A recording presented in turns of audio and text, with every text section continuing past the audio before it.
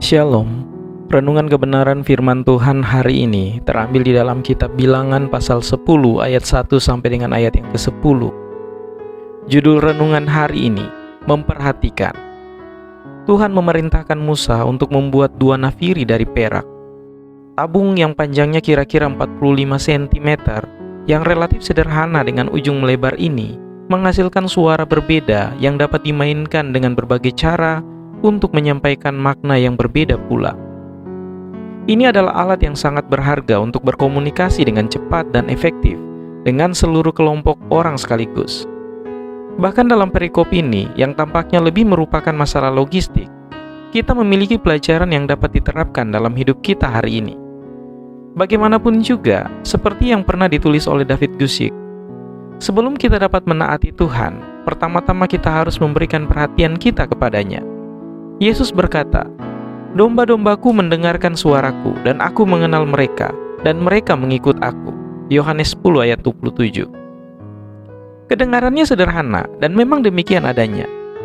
Jika kita tidak mendengarkan Tuhan, kita tidak akan tahu kapan Dia ingin kita berpindah, dan kapan Dia ingin kita menetap.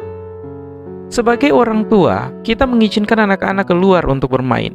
Kita memberikan kebebasan bagi anak-anak untuk melakukan aktivitas mereka selama mereka ada dalam pengawasan kita. Namun kita telah memberikan peringatan kepada anak-anak untuk pulang tepat waktu. Jika anak-anak tidak mendengarkan peringatan itu, tentu ada konsekuensi yang akan mereka terima. Ketika mereka pulang tepat waktu, kita akan menyediakan bagi mereka jamuan untuk makan malam. Sehebat apapun kita mengatur segala sesuatu bagi anak-anak kita, apa yang Tuhan tawarkan kepada kita jauh lebih besar. Jika kita tidak menaruh perhatian pada apa yang dinyatakannya, kita mungkin akan melewatkannya.